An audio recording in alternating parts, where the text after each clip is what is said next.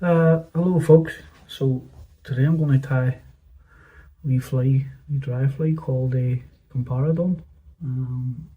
Really easy fly to tie if you have the right materials to tie it. But one of the main material on it is deer hair. Now this is the deer hair that I'm going to use to tie the fly. As you'll see, it's very fine deer hair. Now, not to be confused with what we would all know as standard deer hair. Now, as you'll see, that deer hair is coarse, whereas this one in comparison is half the size of what we would deem as normal deer hair. This is a hell of a lot finer. It'll give you the same floating capabilities as the thicker hair, but that's far too coarse. That's more for modelers and that style of fly, whereas we need this finer pelt of deer hair. So as I say, the deer hair that you use on the Comparadun is what makes the fly. You'll have great difficulty trying to tie this with the coarser deer hair. So I'll just pause this video until I get the hook set up, and I'll be back in 2 seconds. So we'll get kicked on and tie the fly. So the thread I'm going to use is 50 denier nano silk in black.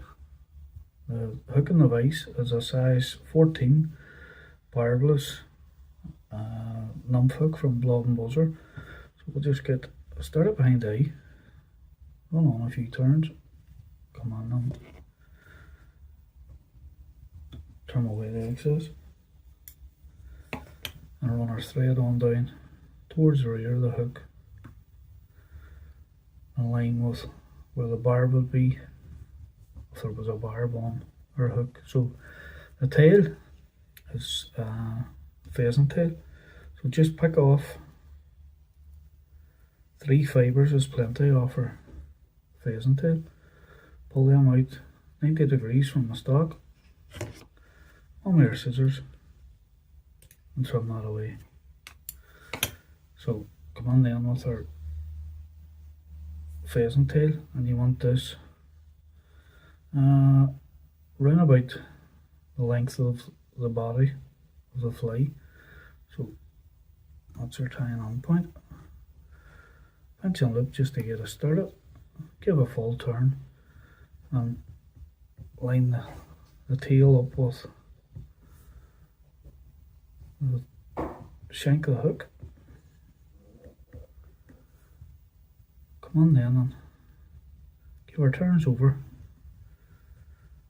and tie down that pheasant tail up to behind the eye. Come on then, knock away that excess. Just a turn or two over to tighten down that loose end behind the eye and run our thread back down. Now when you come back down, come down about an eyelid length, an eyelid and a half length behind the eye of the hook. For the deer hair to be tied on. Now you want to pluck off round about 30. Good wee pinch, round about 30 strands off the pelt. Come on and trim that away. So hold your deer hair in one hand and come on and strip away that underfoot. And then move your hands up towards the opposite end. Come on and hold that tight, and then strip away them shorter hairs that are underneath. So that's our clump of deer hair. So all we need then is our stacker. And I have my stacker here. Just drop the deer hair down on the stacker and give that a wee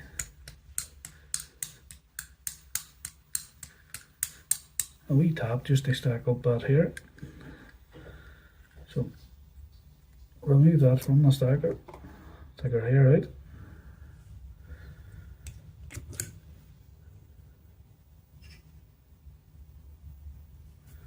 So the length we're looking for the deer here, you want to that distance that we kept here between our eye and our thread, you want to give about twice the length of that out over the head of the fly. So just come on by, pull this turn over the top, hold this tight now down against the shank of the hook, try and not to let the deer here run away on us, and then pull your bobbin holder straight down to flare that here. Give another full turn and pull our bobbin holder down, and keep moving down the shank of the hook and doing the same thing. Now don't worry, because the deer here will twist over on you. So back up to the right and bring that deer here back over again before we give our full tighten towards the rear. So another couple of tight turns down now over that deer here. Lift it up, one more scissors and knock away that excess. So just come on then and take that away, trim down that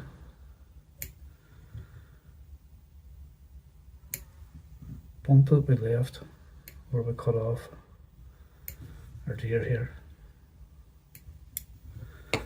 Come on then and run our thread over the top of them ends just to tighten that down.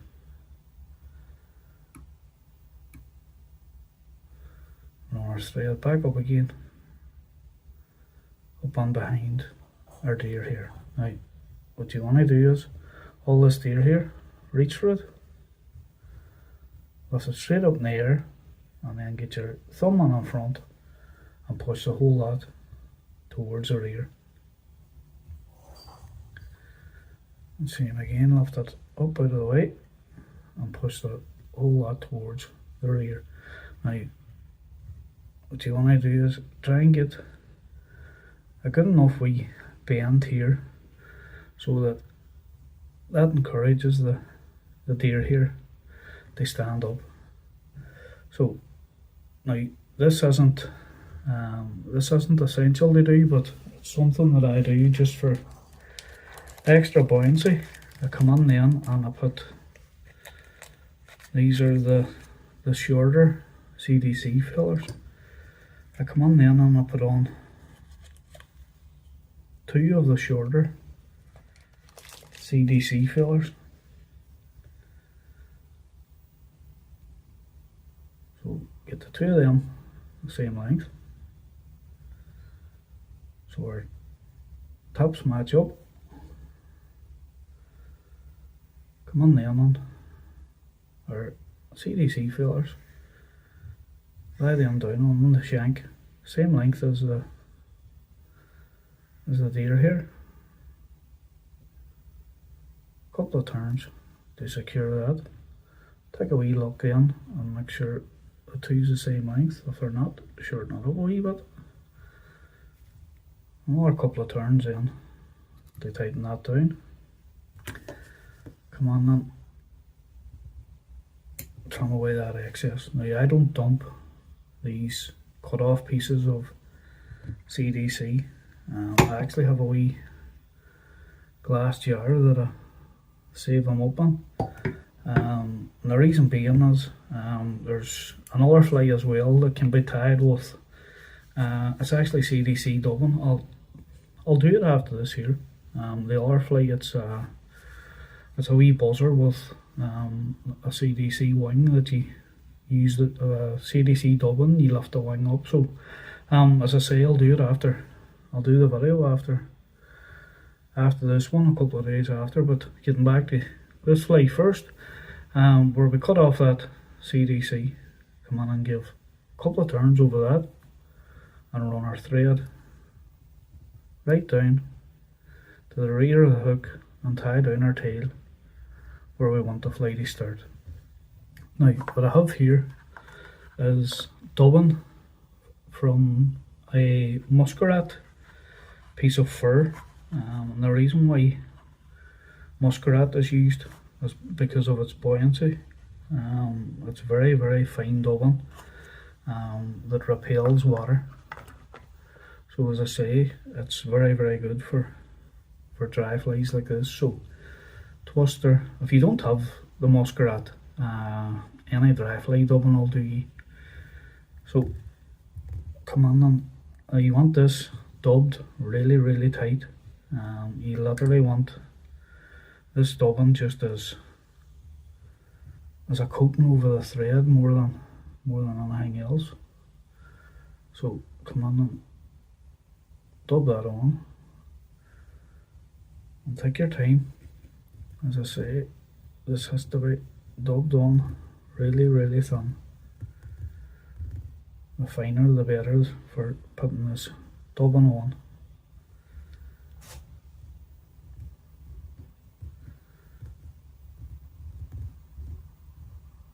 So come on then and give it a full turn over her body. Come on and tighten that dubbing on.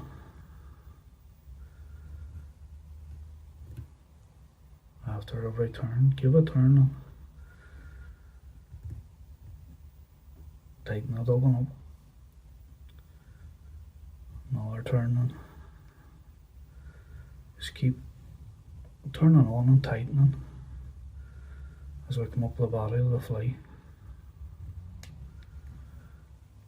Now I have my dubbing here in my hand, which as it's starting to come off the feeler, I feed another wee bit through my fingers on the thread and then twist it round. It's actually something that I was shown years ago. It's just it's like a wee whale that I keep on my finger and thumb, or between my two fingers, sorry. So bring that muskrat dubbing right up behind the deer fur, and then the last wee piece that we have, dub that on, and same again, keep that nice and fine. So what you want to do here, bring your CDC and your deer hair back over. Now this can be a tricky wee part of the fly. Just come on then with your dubbing and run it through the deer here and the CDC. Pull that down over the far side. Pull everything back towards the rear again. Tighten up our dubbing.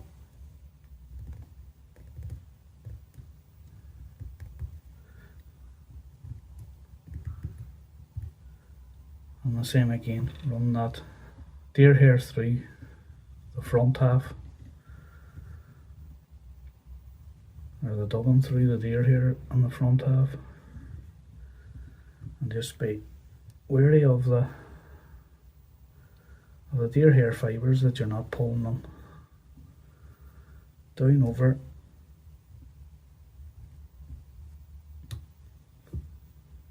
the shank of the hook. Come on then and pull all that hair towards the rear and dub on what we have left behind the eye of the hook. Come on then and behind the eye, pull everything back, give her 3 or 4 turns just to tidy that up. Come on then and give her 3 or 4 turn buck finish. One more scissors and knock away that excess. Come on then with our varnish.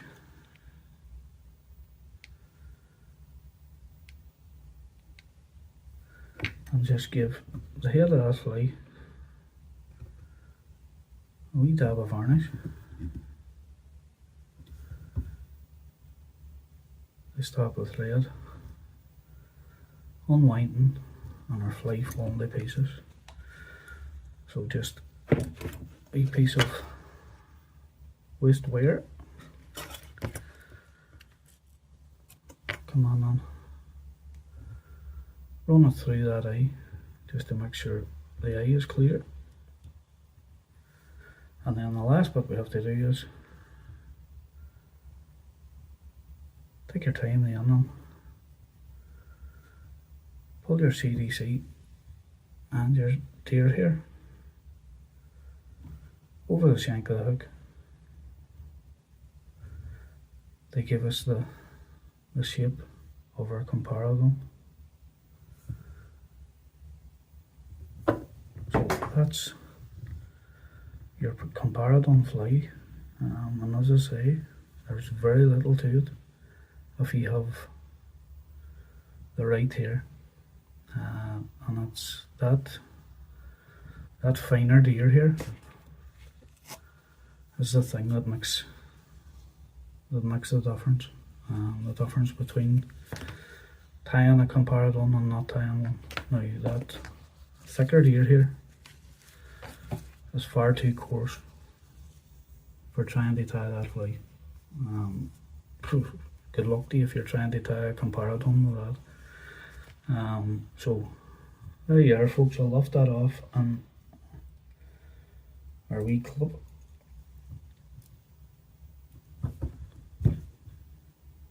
And spin that around just so that you're able to see the fly. As I say, a really easy fly to tie if you have the right deer here, and the finer the deer here the better. So there you go, folks. Hopefully that helps. Until the next time, tight lines.